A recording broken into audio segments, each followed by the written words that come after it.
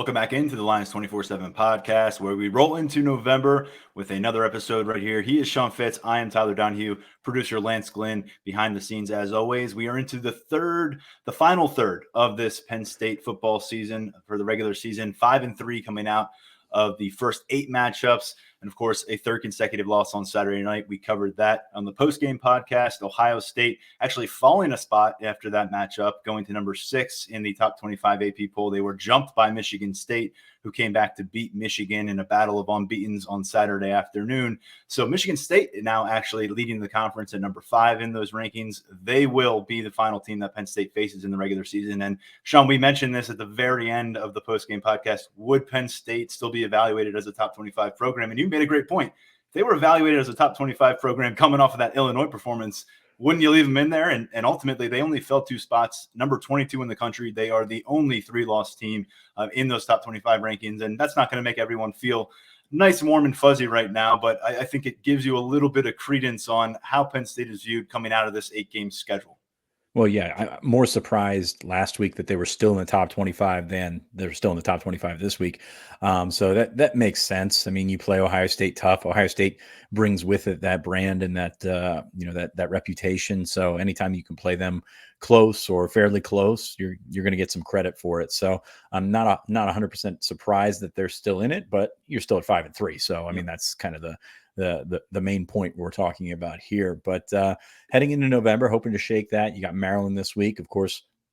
Made a point last week that Maryland, put it to Penn State pretty good last year, and that was an embarrassing thing for not only the players, the entire program embarrassed by that. And you got to think that you kind of hope you can turn the corner and not take them as lightly as you did. I mean, that's 2 seasons in a row now that you've lost a game that essentially you shouldn't have. And that's kind of where Penn State finds itself right now. Can they rebound? Can they get where they need to go as they travel to College Park this weekend? 3:30 kickoff for that game. Still awaiting the game time for Michigan in a couple of weeks. Probably going to be a 6-day window, but we will see in probably about 20 minutes whether that happens or not. So if it doesn't, the last 30 seconds of my rambling has been irrelevant. So I apologize for that. Penn State looking to turn the corner, get where they need to go. Obviously, Sean Clifford in the crosshairs here. This episode, we're not going to talk as much about Ohio State. We're not going to talk as much about Maryland, kind of in that final third of the season, as Tyler said. So you got some storylines popping up for the Nittany Lions. We will get to that Maryland matchup, of course. We'll have a guest on to help us break that down. We're also going to talk about recruiting as the week goes on. That's obviously ongoing. We're now under the 2-month mark before the National Signing Day for the 2022 class and the 2023 cycle, gaining momentum for these Nittany Lions. But yeah, Maryland, by the way, 5-3. I don't know how closely all of our listeners have followed the Terps this year, but that 5-3 looks a little bit different than Penn State's 5-3. They are 1 win away as Maryland from becoming bowl eligible for the first time since 2016. But prior to the 38-35 win they got against Indiana on Saturday, collectively outscored by Iowa, Ohio State, and Minnesota, 151-47. So October was a bit of a house of horrors down in College Park as well, Sean. Yeah, they were talking, and I know I talked to some people while I was reaching out about Franklin stuff, talking about how Mike Locksley was on the hot seat. And I know there's different standards there for Penn State and Maryland, but I don't want to say saved his job with that Indiana win over the weekend, but he went a long way in securing, at least another year out of that, because it's been kind of the same thing over and over again for Maryland. You think they're on the cusp, they get some recruiting wins and get going, and then they go out there and, you mentioned 5-3, but the expectations were actually pretty high with Tagovailoa coming back at quarterback, and you've got some pieces in place. But there were actually some talk about Mike Locksley being on the hot seat, and it seems like that's calmed a little bit this week. Last time Penn State made the trip down to Maryland, it was a Friday night matchup. They had the blackout down there in College Park, and it was fresh off of their first appearance in the AP Top 25 poll for Maryland in a long time. And quickly, Penn State calmed that situation down, 59-0. And that was the night Sean Clifford made his first start as a Big Ten conference quarterback, had some non-conference experience going into that matchup. But that night, threw for almost 400 yards, ran for another 50. I think he had 5 total touchdowns, and he was the Big Ten Offensive Player of the Week. All those starts later, he is at the crux of the conversation once again as you enter the final third, because as we saw against Illinois and against Ohio State, very different version of Sean Clifford. He was not going out there churning up 30 yards as a runner, moving the first down chains as a runner, but he was creator again. And that was a big thing for Penn State. That's why they were so competitive in this matchup. Took some chances. Certainly the deep shot to Jahan Dotson with pressure in his face is a throw he'd like to have back. Had the fumble that was recovered, returned for a touchdown. We know that turnovers have been a big part of the story when Penn State has struggled under Sean Clifford, but let's not sugarcoat it. Without Sean Clifford looking like that creator again, it gets ugly in a hurry in Columbus like we thought it might. So that is why I think Penn State enters November maybe with a little bit of steam behind them. They've got a couple big matchups. Michigan State, Michigan, both of those teams are going to be ranked when they play Penn State. And of course, Maryland took it to this team last year in Beaver Stadium. So there is a lot ahead of this squad. It's not the college football playoff buzz. It's not the Big Ten title game buzz, unfortunately, anymore. And that is the reality. But there's a lot to be gained in the final third of this campaign for Penn State and for James Franklin. It's so funny, and not ha-ha funny, but more irony funny. We talked about how Sean Clifford's progress would dictate the success of Penn State. And you said that in a way that you were kind of expecting him to be the same quarterback that he was last year with the turnovers and the poor play and things like that. And, you expected if Penn State was going to fall flat on its face, it's because Clifford was that guy. And it's been kind of the exact opposite. They've been, that's a team that should probably be 7-1 if he's healthy, if he doesn't take that shot at Iowa. So, I mean, it's so crazy to think about just how much this has been flipped on its head. And as you mentioned, from a game by game standpoint, Sean Clifford couldn't run against Ohio State, but he could move. And that's a step in the right direction. It shows you how much different Penn State's offense and Penn State's entire team was able to function. We mentioned the 11 of 18 on third downs. That's not necessarily him picking up 8 yards on a 3rd and 6 on a scramble or something like that. It's just he could move around, and when he could move around, he could find those guys in the middle of the field. And just basically when you had when you had Clifford sitting back there in the Illinois game, you're playing with half the field. And that's obviously easier for a defense to try and figure out, but they managed to spread it around. Again, Parker Washington, Jahan Dotson, Theo Johnson got involved, Keandre Lambert-Smith, who continues to be, I think, a pleasant surprise this year as a guy that was maybe a little bit of an afterthought coming into the season. So you've got that back for you, and it gives you some sort of confidence heading into the last third of this schedule, although you do have Michigan and Michigan State, two very good football teams waiting for you in the last month.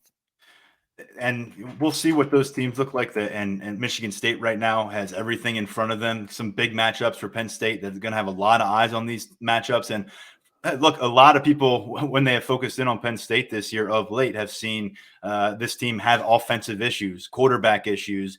People who tuned in for that Iowa matchup, the Illinois matchup, their perception has really changed on Penn State. And I look at the next 4 games here as, look, you can't recapture what you lost in terms of getting back in the mix to go compete for titles, but you can recapture some of that narrative that was Penn State has bounced back from 2020.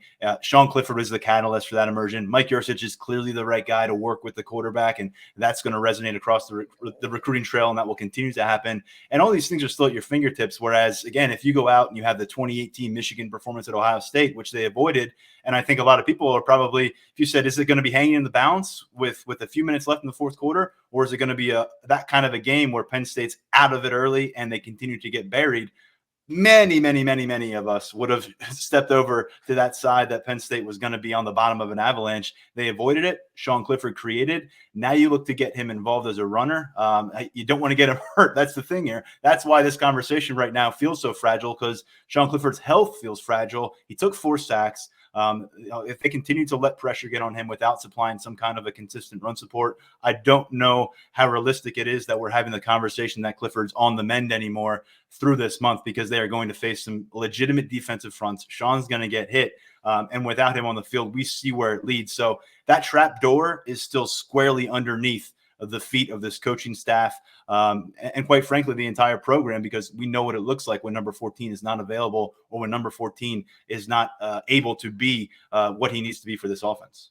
Yeah, he's the keystone, no doubt about it. And we'll see where that goes in the next couple of weeks. Maryland, of course, that 5-3 record is very nice, but the meat of their schedule, as a lot of these Big Ten East teams, the meat of their schedule still is yet to be played out, because they've got Penn State this week, and then I think they've got Michigan State and Michigan. I don't know if I flip-flop the the dates on those, but they've still got Michigan and Michigan State on the schedule as well. It seems like everybody still has Michigan Right. and Michigan State on the schedule. So that's kind of a weird way that came together. I was thinking about that the other day. Just you're kind of where you catch these teams is very important, because Auburn now is what, 6-2, Number impressive 12 in win the over Ole country. Miss. Yeah, and Wisconsin, you caught them early. I mean, you just think about it. There's these teams that, like Ohio State, like Michigan, Michigan State, you don't want to face the end. So I'm thinking they maybe may move to a 9-game schedule in September next year, and you can catch everybody at the right time. So we'll see if that gets any traction. I doubt it will, but I think that if you look at what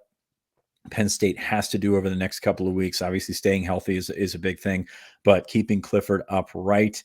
I don't want to say approach this like the Illinois game, because that is a way to get your butt kicked, as we saw in the Illinois game. But be cautious for another week or two and continue to get him healthy. And you showed against Ohio State that you can move him around. You can do some normal things with him and kind of keep him out of harm's way. Yep, and who's charged with keeping him out of harm's way is the offensive line. And surprise, surprise, you talk about Sean Clifford, you talk about anything with this offense, you've got to attach the offensive line to this equation, and how they have factored in, and how they have underwhelmed this year. And Sean, you got 4 games here. You're Phil Troutwine. You're in year number 2. Let's face it, year number 1. The practice time wasn't there. It's hard to really figure out what that year was for him and in his developmental process with that personnel. But here at the end of year 2, there's going to be a lot to look back on through 8 games, but he's going to have 12 games by then. I'm very curious to see if he starts to work in some of these younger guys at some point in some roles. If we see any kind of personnel movement, as we mentioned on the post-game podcast, Mike Miranda remains the starting center for Penn State right now. Juice Scruggs remains the right guard. We have also seen Eric Wilson early in the season take some snaps. But Bryce Effner has been involved. The 2 names, though, that James Franklin mentioned at the tail end of last week, Sean, during his radio show, was Landon Tengwall, Olu Fashanu. I don't know if those guys can come in and really stabilize anything, but maybe learn on the job.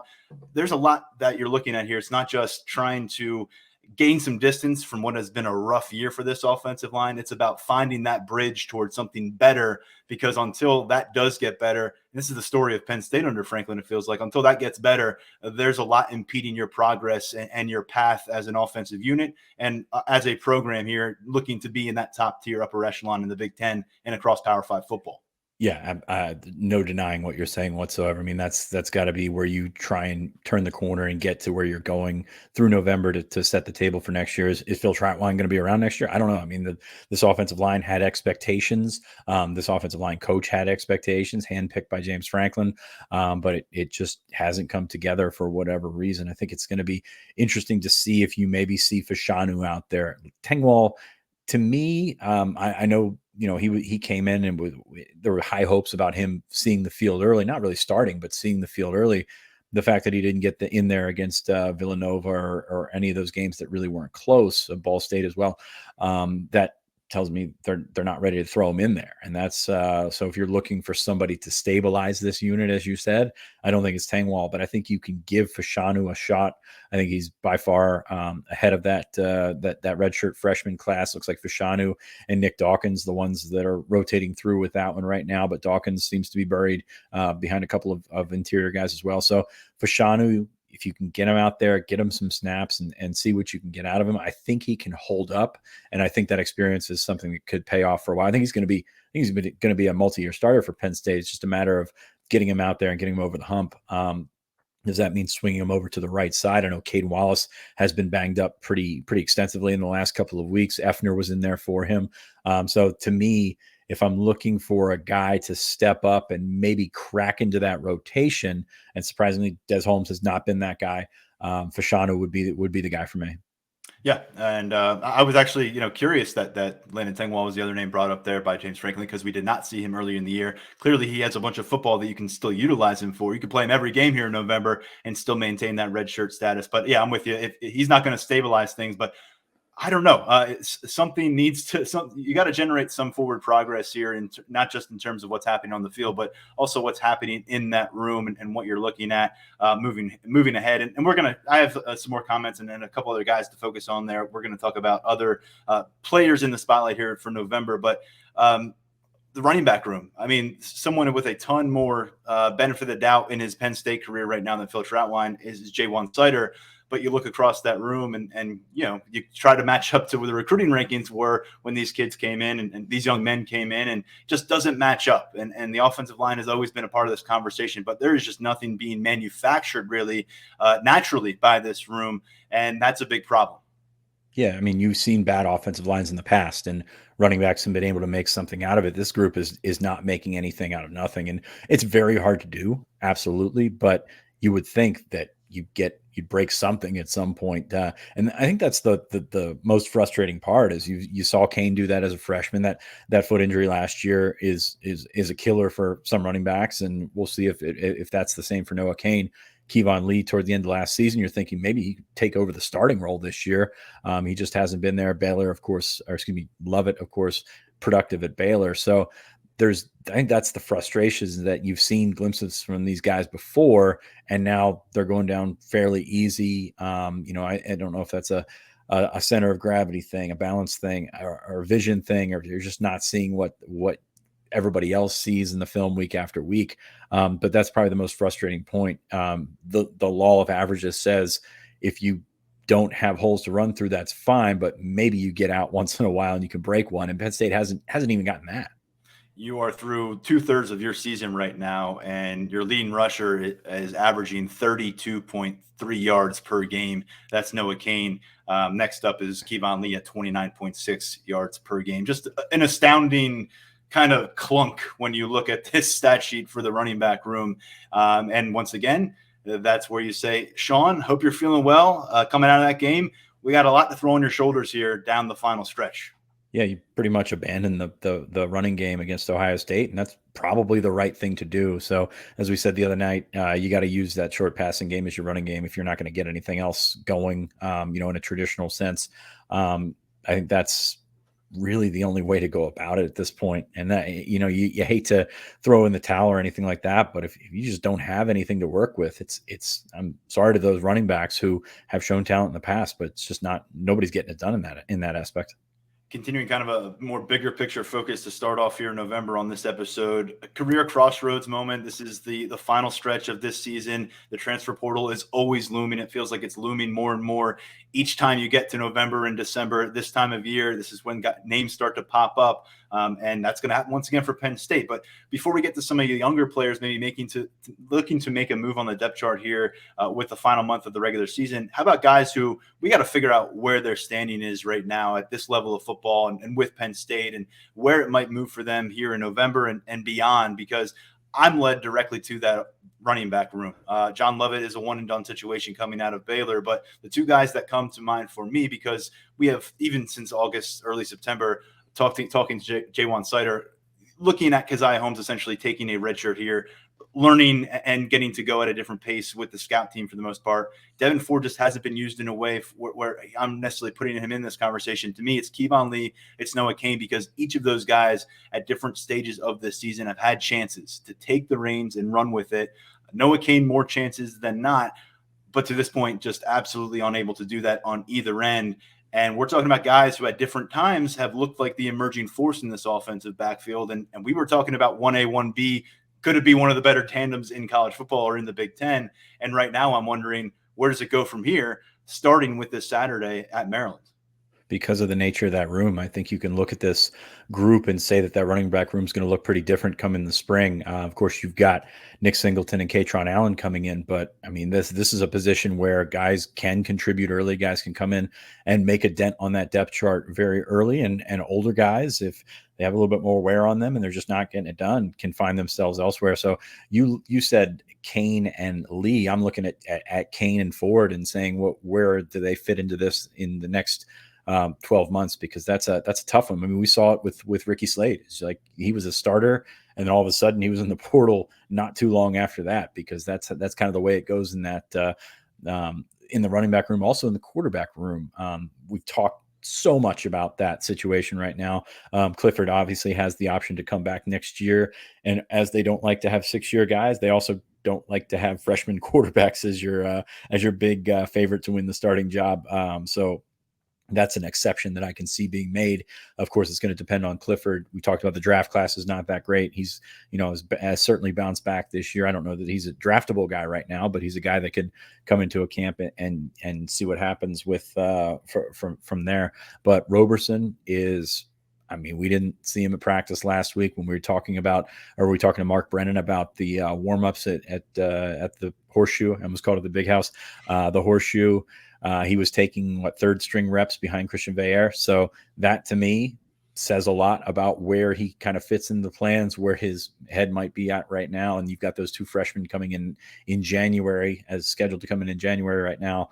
That quarterback room, it may not seem like a big deal, but then we saw the Iowa game. We saw what happened with when you threw Roberson out there and he wasn't ready to go. So that's a spot where I could see them doing the same thing they did this year, exploring the portal, seeing what was out there.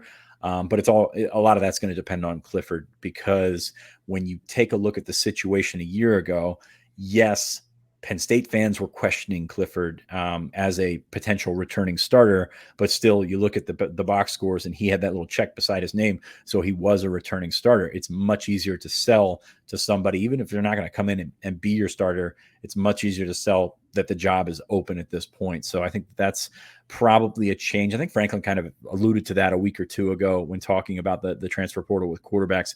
It's so different when you don't have a guy that started coming back for that final season or two seasons or what have you. And that's a guy who particularly, I think you talk about maybe the professional outlook in that position and how that's kind of viewed in this draft class. November for him going up against these kind of teams and the eyes that are going to be on him, he goes out and he deals and he looks like, some of the moments we've seen with him and Yurcich.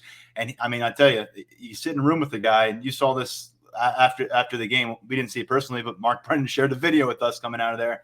A lot to like about Sean Clifford being the guy who has to go speak with the media, put his face out there after a performance like that. You don't find that in even top-tier quarterbacks across college football 100% of the time. That's something that's lacking for some of the more impressive NFL draft prospects. So he's got a lot going for him. One thing that he hasn't had going for him of late is his health, and that has clearly impacted him and impacted this program. So you are absolutely right. And if you were to decide, look, 6 year of college football makes sense for me, clearly you would think Penn State's the place. Mike Yurcich is here. Kane Franklin is here. If all that leadership remains in place, but also at the same time, if he were to explore his options, we said last year he would have been maybe the best quarterback. There is hands down, no doubt about it. He would be the guy in that transfer portal market, barring a major surprise. Yeah, I think it's either Penn State or NFL for him. I totally agree. For the record, this is I'm glad you got that on the record. This is the interesting one. This is probably the first decision where NIL is going to play into it. How much can Sean Clifford earn as Penn State's starting quarterback? I don't know how much he makes now, but his face has popped up in more than one NIL deal. So that's going to be a really interesting subplot to this, because you haven't, every year before this, it's been, where's your draft position? How much can you gain from coming back? It's where's your draft position? How much can you gain from that versus how much can you gain from coming back? Plus how much can you make on top of that versus not catching on with the team or practice squad salary or something like that. Practice squad salary would be awesome. I'd love practice squad salary. But that's kind of a Hail Mary, if you will, as we are talking quarterbacks. We're talking about focusing on players. Naturally, we get sucked into the orbit of Sean Clifford, as we often do. Right back to it. Another name I wanted to get to here, another third-year player, because this is an important part of your career right now at year 3, tail-end stretch. Brent Strange. I think when you evaluate this tight end room, where it is right now, where it is moving forward, you want to get a lot of guys in the field, and they've been able to do that. Brent Strange, I think, to this point, a guy that he tells you, prides himself as a blocker. He has had moments, but this whole group really has fallen short in that department in a lot of ways. Some key drops. Brent Strange, to me, in the next 4 games is really going to bear monitoring. He's going to get a lot of usage. I think he's going to get his targets. Really curious to see if he can continue to blossom, because as of right now, he's a guy that I really can't quite figure out. And I do wonder, can you cling to him as one of your top 3-4 targets going into the 2020 season? Not convinced on that yet, and you're going to lose some key guys along the way. I think so. I thought about those tight ends and trying to figure out where they fit into the whole thing. He's your 4th leading receiver right now. Theo Johnson's your 5th. You can find a spot for them. And, Penn State, this staff has had guys go through stretches like Brent Strange has gone through, especially at that position. I know Mike Jasicki's on your mind. But yeah, I think he's got an opportunity, and they seem to be comfortable going to him. I mean, I don't have the numbers in front of me, but red zone targets, he's got to be right up there with right behind Jahan Dotson. So they like going to him near the goal line. They think he can play. They think he's a really good athlete. Maybe it's a sense that you just need a reset, and I don't think that comes with a transfer for Brent Strange. I'll just say this. We have been spoiled watching Pat Freiermuth the last few years, and before him, Mike Gesicki, but particularly Pat Freiermuth, just such a buttoned-up tight end since he really got to campus, and the performance did it got again better this weekend too. And he did it again, and now he's doing it at the next level. And that's the standard that is in the tight end room. So it isn't so much about what you're seeing from Brent Strange as what you're not seeing from Brent Strange, because you're used to getting that entire package. I will say though, looking through the season, the body of work here, Brent Strange has gone over 24 receiving yards once in the season. He had 71 yards against Auburn. Just haven't seen him being as much of a bulk target, I guess, that I maybe expected. The tight ends in total, I think you look at that after you get past the first three receivers, there's a gap there in the stat sheet, but I just think that stands out a little bit. Only one game here where he goes 25 plus yards, and that was back in week 3. The question that I kept going back to and just told myself that it would take care of itself because the talent was there. When Mike Yurcich was hired, it really wasn't. It's not a tight ends offense. It's not a running backs offense. So what do you do with those positions where you seemingly have good guys? And now you're not getting the production that you thought you might get out of them. So I think that's probably a really interesting subplot to sit back and look and see where those guys are. And speaking of the guys that it's good for, the receivers, that room's going to look different next year as well, because obviously you're losing Jahan Dotson. Parker Washington's going to step up and try and be your one with Keandre Lambert-Smith. And again, you feel good about where that stands. But after that, you got to go way down on the list. Cam Sullivan-Brown's got 4 catches for you. Marquise Wilson's got 3 catches for you. Winston Eubanks has 1 catch, and that's pretty much it, beside Harrison Wallace, who's played in 2 games and has not caught a pass. So that group's Grand Canyon in the middle of that stat sheet. Wow. And you don't think that, you love the 3 guys that you have, and that's kind of the scouting report coming into the season. You love the 3 guys that you have, and you don't know what's after them. When you have to move beyond that, then you have questions, and you're going to have to move beyond that after right. after Jahan Dotson's career is over, no doubt about it. So Wallace, Liam Clifford's in there, just that group of they had that 5 receivers. Malik Mega has worked in there in the last couple of weeks, coming off of the injury that he suffered in camp, seems to have been coming around and maybe supplanting Marquise Wilson as that 5th receiver, kind of right there with Cam Sullivan-Brown as a 4 or 5 guy. But that group's going to look really different. You haven't seen a sniff of Norval Black or Jaden Dotton. So you wonder where they fit in the mix. And this is a spot where I see them going, fairly heavily after a portal target, to figure out if you can get another guy that complements Washington and Lambert-Smith, because this is a quick fix era right here. And if you can figure out a guy that can come in and catch 25, 30 balls, then you got to do what you can at that position. And that's not a spot that they have been able to address with the success to this point, in bringing in a college veteran at wide receiver. And I'll tell you what, this should be a pretty enviable spot to want to end up at as a receiver when you look at the way this offense is working through the passing. There's targets game out there. Yeah. We're not looking at the stat sheet from 3 years ago when it was a barren wasteland. You're wondering, how are they going to convince a transfer to come in, or a top flight receiver? Right now, you're seeing it. There's receivers waiting at the door right now, top recruit receivers who want to come play for this offense. And I think you're right about the transfer portal, but there is a lot. There's not that waiting in the wings feeling with this wide receiver group right now. There's just that intrigue, and it's the same as it was in August. You reeled off the same names: Trey Wallace, Liam Clifford, Malik Mega. You can go through the list and say what you like about these guys, but then you say, but we haven't seen it on Saturdays. And that's kind of the thing that I think is a bit surprising. Through 8 games, you thought maybe there would be some progression development after the top 3 guys, but says a lot about how Stubblefield, Yurcich feel about their starters. It certainly says a lot about the ability to get 2, 3 tight ends sometimes on the field as well. So it hasn't really spelled for a lot of action for anyone outside of the starting lineup at receiver. Yeah, and when you look at this roster as a whole, I know we're going to switch from offense to defense, but Marquise Wilson, where does he fit into the picture? Yeah, he's all of a sudden pretty far along into his career, and haven't really gotten the most out of him. I would say he's a fifth cornerback right now, a fifth wide receiver. And you think that based on what you've seen from him or saw from him as a freshman, you think he'd be higher than that. So it'd be really interesting to see where he pops up, especially when you look on the other side and you've got Tariq Castro-Fields gone after this year, potentially Joey Porter as well. So does he work his way back into the mix on defense? I know the last couple of weeks that we've been at practice on Wednesdays, he's been on the defensive side of the ball and hasn't been involved on the offensive game plan at all. I think he's too talented to, you got to figure out a spot and go with it with him. I just think what we saw during the final stretch of that freshman year, unless that was an outlier for who this young man is at this level of football, he flashed in a big way. I mean, there were some key moments. And I just think, you hear about the confidence with this guy.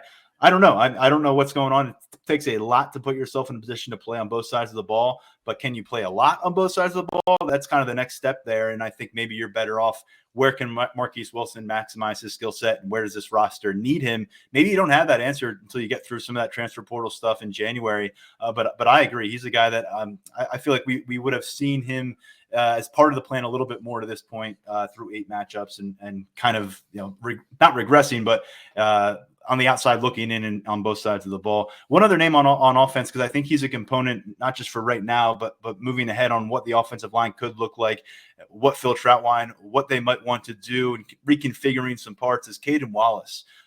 Is he sticking a tackle for you? Are you going to explore guard for him again? I think very high on this guy. If you listen to the podcast, you know that coming out of high school. Rasheed Walker is going to be moving on after this year. You'd fully expect that you're going to be seeing some change in personnel in the inside. You're bringing in another Harvard transfer. This time it's a perimeter player in Spencer Rolland. I'm very curious on where they think they can get the most out of Caden Wallace. And, most importantly, what can be the best fit for this offensive line to find the rhythm it really requires to take this team to another level. And I think their decision on him is going to reflect a lot on what they think about some of the other players in that personnel unit. Well, that's your tackle recruiting in a nutshell right there. Just how you've kind of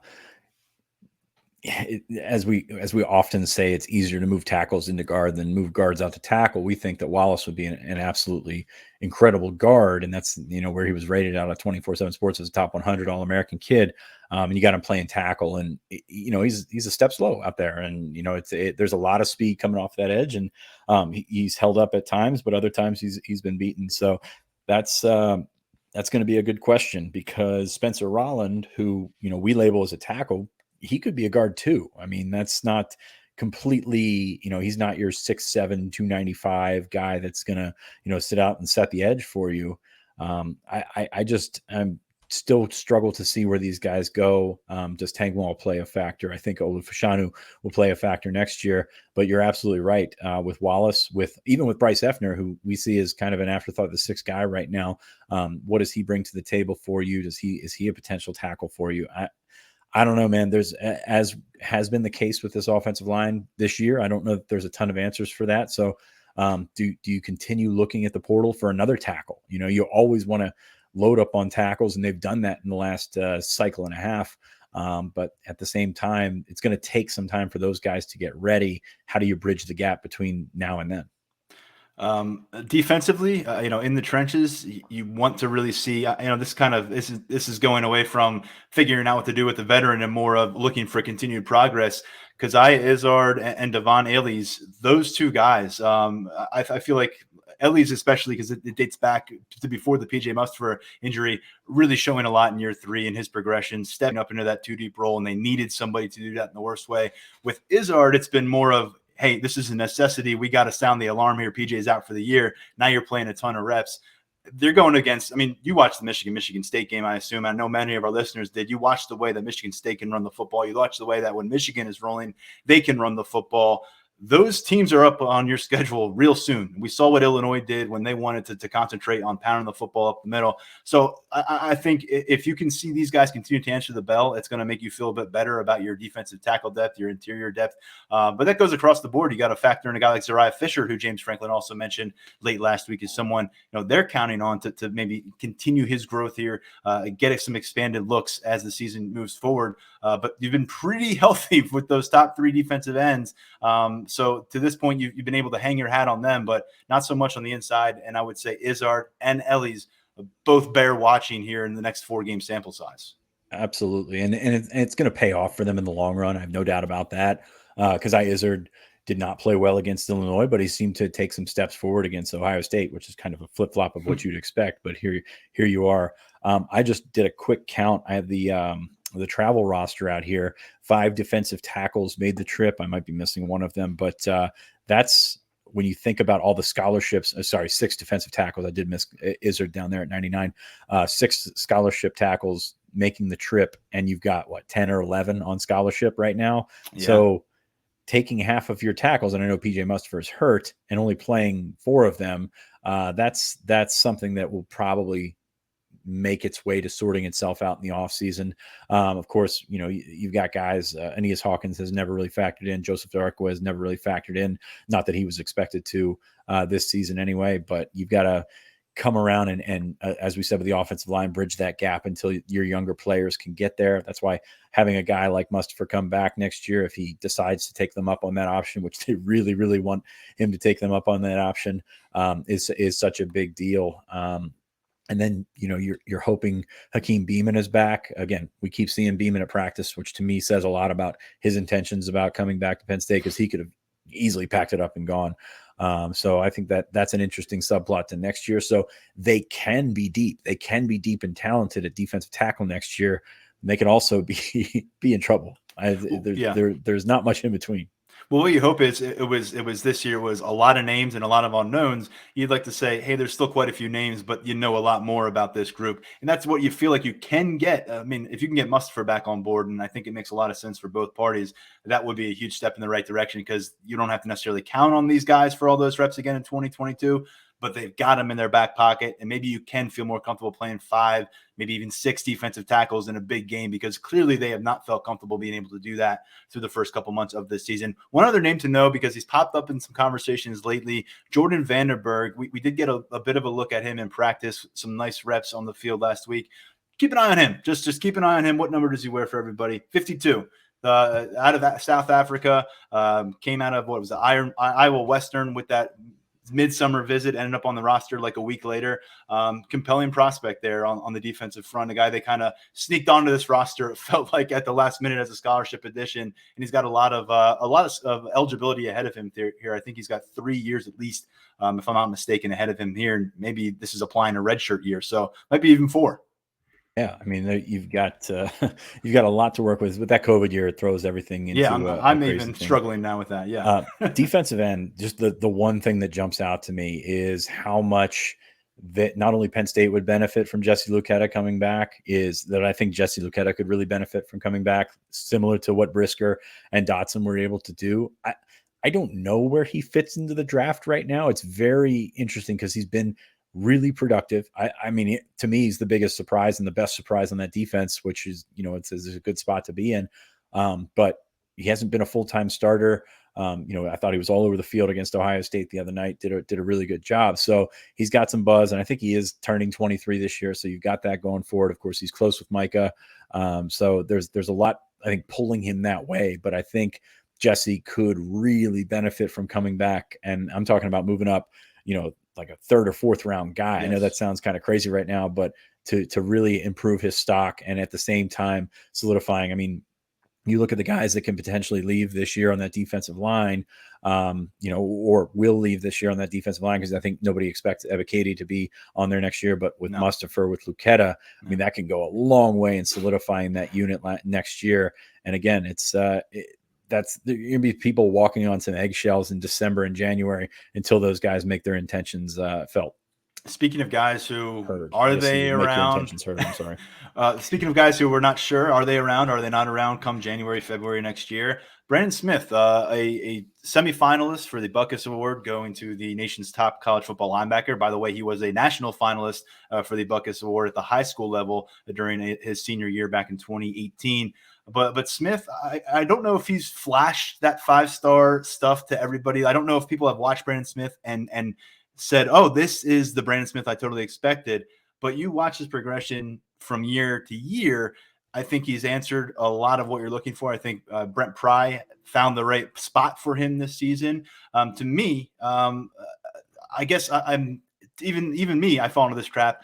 I don't watch him and see We saw Micah Parsons, so this isn't really fair, but I don't see him going and dominating defensively, but yet he's popping up on some first-round draft lists, and maybe Brandon Smith is down to his last 4 or 5 games in a Penn State uniform. I know that's maybe not a conversation Penn State staff wants to have right now, but that's kind of something that keeps to pop up in the back of my mind.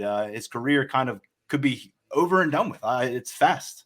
Yeah, it's a very good question, because you look at that and you think, he's not ready to go. I know a lot of people looked at OA last year too, but it's really interesting when you talk to football people about Brandon Smith. They absolutely love Brandon Smith.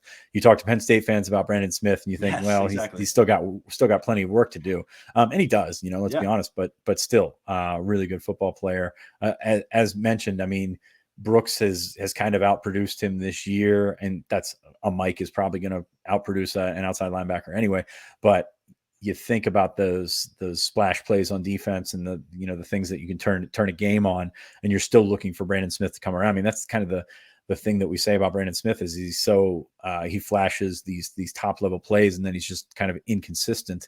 And maybe that's something that NFL coaches think that they can work out, but we'll see. I think he does need more reps personally, but I can see the appeal. I mean, you're being mocked as a late first round guy because of that size, because you can move like you can move. And that's certainly going to be tough to ignore for him.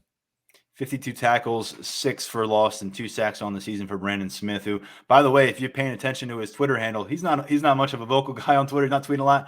He's got some NIL stuff going on there. So even though he's kind of that soft-spoken young man, and maybe he's not lighting the world on fire on the field, he's right now, he's in that crosshair already. I mean, he's came in as a 5-star. He has that attention. He got some NIL deals in his back pocket, and it wouldn't surprise me at all if he's the next guy who goes out and ends up being a much higher draft pick than Penn State fans anticipate when he declares. But that's getting ahead of ourselves, and we'll see what the decision that he comes to down the stretch. I think Curtis Jacobs is really becoming the story at linebacker right now. You look at the way he showed up in the spotlight on Friday night, and to me, it's starting to remind me of just a guy who has found the stepping stones and he's following them. And it feels like week by week, he's moving further along. And I think you're measuring him in year 2 versus Brandon Smith in year 2, 2 guys that came in, considered 5-star talents at that position. I would certainly say that Curtis Jacobs right now is ahead of that curve. Yeah, you've got an argument there. He's made those plays that we've talked about. He had the interception against Illinois. He has been there in the backfield making plays and things like that. And I think he is able to play a little bit looser because of his position, but I think he's handled it. Certainly, Brandon Smith was at that position last year, and you didn't get those kind of flashes from him on a consistent basis like you with Jacobs. Really impressed with the job that Jacobs has done at least in the last month of the season. Yeah, and then I just think when you're looking at guys who here and gone in a flash, Joey Porter showed me a lot again in Columbus. I know that the penalties were thrown a bit; he was involved in that, but I just like the way he goes toe to toe with top talents at wide receiver. The way he carries himself before the snap, after the snap. He's a freshman; doesn't feel like it at all. Enjoy watching Joey Porter play down the stretch. He's playing really good football, and I think overall, you're getting really standout play from this defensive backfield. The one guy I'm looking at here, want to see continue more and more of him because I think he can continue to play a bigger role next year, is Johnny Dixon. Every time he's on the field, for the most part, I just like what he's doing. And I think you look at the transfer, they've had a lot of hits. He maybe is more of an underrated hit that they had in that last transfer cycle because he's not a starter right now. He's playing a lot of good football for them. So he's kind of the guy I'm pointing to when you're saying, hey, keep an eye on a guy making a move in the late season, and then Keaton Ellis at safety. What can he establish for himself going into this offseason? There's going to be some turnover at safety. We're not quite sure how much at this stage, but he's got to use this as a launch pad because he's going into year number 4 next year, and year number 2 with his safeties coach, Anthony Poindexter. Yeah, he made some appearances on defense this weekend. I agree with that. I'm very curious to track the progress of AJ Linton, just kind of figuring out because you just forget about him. Like you go down the list, and he's a gunner right now for you, but can he learn that defense and get in there at corner and give you a guy that can rotate through as a top 4 guy? Because if you get Porter back, that's wonderful. But Kalen King, Johnny Dixon are going to be there. And then you have questions about what's there. Zakeem Wheatley is a guy that seems to have started his career a little bit ahead of where we thought he would be. Is he a corner next year, a safety next year? We will see. But that corner spot is a spot, depending on Porter, where you've got questions about what you can throw on the field next year. I think it's going to be talented, but I don't know that it's going to be as experienced as you would probably like. It was a November preview episode, but also a bit of an off-season preview episode. People are probably saying, whoa, 1-0. We were way out in front of 1-0 today, Sean, but that's okay. We're allowed to do that here on the show. Anything else stand out to you? I feel like we went through a lot more of this roster than we anticipated, but kind of goes to show how many questions can still be facing a program even through 8 games. And we spend, 9 months every year talking about what a team might look like on the field. So got to savor this last month of actually seeing these guys in action, because that's going to carry a lot of weight in the way we evaluate this roster heading into what should be another eventful winter for this program. Yeah, we've got a lot of questions. I believe we have one question in our 5-star mailbag, which kind of spurred this discussion. Yes. So here it is. Man. Yeah. And it led us kind of to rewrite this episode a little bit. Who is your pick as Penn State's November riser to build momentum for next year? Sean, I'll let you lead off on this one. Going to go with Theo Johnson. Liked what we saw out of him. Did I take yours? Sorry about that. We don't discuss these before we actually answer them. This time we did. So Theo, I thought looked good against Ohio State. We mentioned Strange kind of being in that little kind of in that in-between spot right now. I think Theo's doing the right things. They're trying to get him the ball more, and can give yourself a weapon not only as a tight end but out of the slot, H-back, move him around, do whatever. I think he can really build on November, and he's not a guy that's going to leave. He's a true sophomore, so can build on November and get him into the next year. Yeah, he was my pick, and I think he was my breakout pick on offense going into the year. Hasn't seen the volume of targets I merely anticipated, but great pick from you. I'm going to stay on the offensive side of the ball. I'm going to go Keandre Lambert-Smith. You saw some of that against Ohio State, some key catches as Sean Clifford was racking up the third down conversions. He played a role in that process. And let's face it, this is the last stretch for Jahan Dotson. So enjoy it, folks. It's been a fun one, but this is it. And Keandre Lambert-Smith right now, 25 catches, 383 yards. 15-yard average stands out to me, Sean, because last year, one thing that we didn't really see in his limited sample size playing as a true freshman and starting for, I think, the second half of the season was him kind of get some space, get out and run the ball. I think he was maybe under 10 yards per reception on the year. This year been a different story. He's been kind of that guy that's been catching the 22 yards seam route down the seam, or you're seeing him also go beat a guy downfield, showing off that quickness. I think maybe get him in space more. I think is he the guy who you look to get in the space more, like you saw Jahan Dotson week by week. Maybe he's that guy next year for them. But I think he has a chance to maybe double the numbers he gets from this year. And I think he's already made a major stride here in year number 2. He's grown up a bunch in the last year, has done a phenomenal job, I think. And, all the spotlights on Jahan and Parker, but at the same time, he's averaging 3 to 4 catches a game, 15 yards a catch, just doing whatever you want him to do as a third receiver. And I think that's probably something that, when you look at turning the corner and building on the next year, I think Keandre Lambert-Smith is a great pick by you. And he'll continue to get targets. He'll continue, I think, to make the most of those targets. And he's done a good job, as I said, growing up and not letting the drops get to him, not letting, having the short-term memory and getting there, because that was his issue as a freshman. He drops one pass and he might not be good for the rest of the game. Now he even showed that, and I think it was the Wisconsin game, came out and did that. So very impressed with Keandre Lambert-Smith. Could help Penn State out in Virginia. Penn State's is watching for a possible decision on Tuesday from Joshua Miller, offensive lineman from Life Christian Academy, has been on campus a few times, most recently for that Illinois game. Couple of Penn State predictions on the crystal ball went in this week, and mine's going to go in as well. You're going to see what happens with that. We'll be back Wednesday if something does happen positive for the Nittany Lions. But Josh Miller, Penn State's class of 2023, has potential to keep trucking along. Yeah, big opportunity for Penn State, and the midseason losses have not shaken things up for them to this point negatively in recruiting. Been able to keep it together and nearing the finish line for one class and really just starting to take off for the other. Sean, that's going to do it for us on this episode, talking a lot about what is ahead of this team, starting with the Maryland matchup on Saturday. We'll get into that. We'll get into the Terps 5-3. A lot more to it than that. But, of course, this is a team that came to Beaver Stadium, really had their way with the Nittany Lions last year. Plenty ahead for this Penn State program in November. Plenty ahead for us on the podcast. Thanks to producer Lance Glynn and co-host Sean Fitz. I'm Tyler Donohue. We'll talk to you real soon. Make sure you follow our channel on YouTube at Lions 24/7.